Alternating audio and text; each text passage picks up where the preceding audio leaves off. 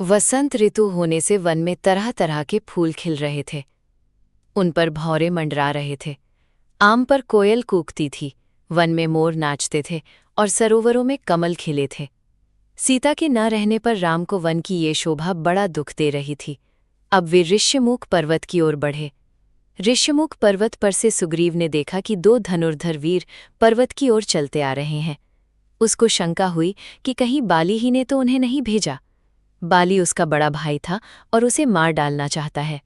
बाली के भाई से ही सुग्रीव इस पर्वत पर रहता था। मतंग ऋषि के शाप के कारण वो ऋष्यमुख पर्वत पर नहीं आता था। सुग्रीव घबराया, फिर कुछ सोच समझकर उसने हनुमान से पता लगाने के लिए कहा। हनुमान की बुद्धि और उनके बल पर सुग्रीव को बड़ा भरोसा था। भेष बदलकर हनुमान राम लक्ष्मण के पास गए। उन्होंने शिष्टता के साथ प्रणाम किया और संस्कृत भाषा में बातचीत की। रामचंद्र जी से उन्होंने पूछा, आप इस वन में क्यों घूम रहे हैं? नरवेश में कोई देवता है या कहीं के राजकुमार हैं? अगर राजकुमार हैं तो मुनियों का सा भेष क्यों बना रखा है? मैं पवन का पुत्र हनुमान हूँ और पंपापुर के राजा बाली के छोटे भाई सुग्रीव का सेवक हूँ। सुग्रीव बड़े धर्मात्मा और बुद्धिमान हैं। उन्होंने मुझे यहाँ भेजा है। आपसे मिलकर उन्हें बड़ी प्रसन्नता होगी। राम ने हनुमान की बातें सुनकर समझ लिया कि वे बड़े अच्छे पंडित हैं। इनके मुंह से एक भी अशुद्ध या निरर्थक शब्द नहीं निकला। बोलते समय चेहरे पर कोई विकार नहीं दिखाई पड़ा। जिनके ये मंत्री हैं वे भी ऐसे ही होंगे। लक्ष्मण बोले, हे हनुमान, ये कौशल देश के राजा दशरथ के सबसे बड़े पुत्र राम हैं। मैं इनका छोटा भाई लक्ष्मण हूँ। पिता की आज्ञा से हम 14 वर्ष के वन में रहने के लिए निकले हैं। साथ में भाई राम की धर्मपत्नी राजा जनक की पुत्री सीता जी भी थीं। पंचवटी के आश्रम से कोई दुष्ट राक्षस उन्हें उठा ले गया है। उन्हीं को हम खोज रहे हैं। कबंध ने सुग्रीव की प्रशंसा की थी, उनकी सहायता मिल जाए तो काम बने। हनुमान ने समझ लिया कि राम और सुग्रीव दोनों की दशा समान है। दोनों को एक दूसरे की मदद चाहिए, इसलिए दोनों में मित्रता हो सकती है। ये सोचकर राम लक्ष्मण को उन्होंने अपने कंधों पर बैठाया और उछलते कूदते और छलांग भरते वे ऋष्यमुख पर्वत के शिखर पर जा पहुंचे।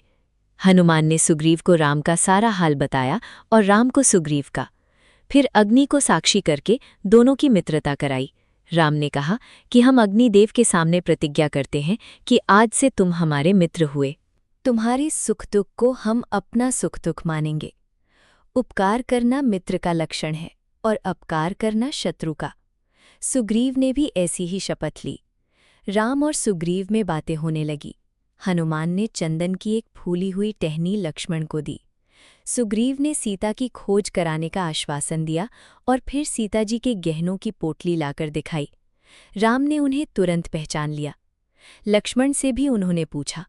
लक्ष्मण ने उत्तर दिया कि कानों के कुंडल और बाजूबंद के बारे में तो मैं कुछ नहीं कह सकता, नुपुरों को अवश्य पहचानता हूँ कि वे सीता माता के ही हैं। नित्य सवेरे चरण छूते समय उन्हें मैं देखता था। विबद हनुमंत उभय दिस की सब कथा सुनाई, प्रावक साखी देई करी, जोरी प्रीति दृढ़ाई। आभूषणों को देखकर राम शोक सागर में डूब गए। तब सुग्रीव ने उनको धीरज बंधाया और कहा कि मैं हर प्रकार से आपकी सहायता करूंगा। सीताजी अवश्य मिलेंगी। विपत्ति में सहायता देने वाला सच्चा मित्र होता है।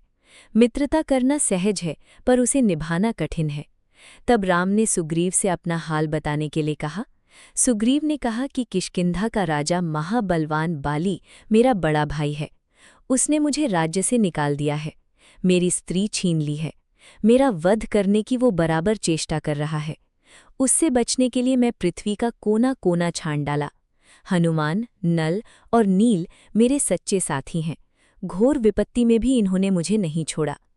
सुग्रीव की कहानी सुनकर श्री राम बोले कि मैं बाली को एक ही बाण से मार डालूंगा। तुमको अपनी स्त्री भी मिलेगी और राज्य भी मिलेगा। फिर भी सुग्रीव को भरोसा नहीं हुआ। वो बोला, हे रघुवीर, बाली महाबलशाली है। पर्वतों को उखाड़कर वो गेंद की तरह फेंक देता है। बड़े बड़े वृक्षों को एक ही धक्के से गिरा देता है। महाभीषण दुंदुभी राक्षस को उसने बात ही बात में मार डाला था। सामने खड़े 7 शाल के वृक्षों को बाली एक साथ झकझोरकर पत्ता पत्ता गिरा देता था। जो पुरुष एक ही बाण से सभी वृक्षों को काट देगा वही बाली वध में समर्थ हो सकता है। राम ने एक दिव्य बाण द्वारा 7 शाल वृक्षों को काट गिराया। सुग्रीव चकित हो गया और हाथ जोड़कर बोला कि आपके हाथों बाली मारा जा सकता है। मुझे आपके बल पर भरोसा हो गया। राम ने कहा, अब देर मत करो, चलकर बाली को युद्ध के लिए ललकारो। मैं पेड़ों की आड़ में छिपकर तुम्हारा युद्ध देखूंगा और अवसर पाते ही बाली पर बाण छोड़ दूंगा।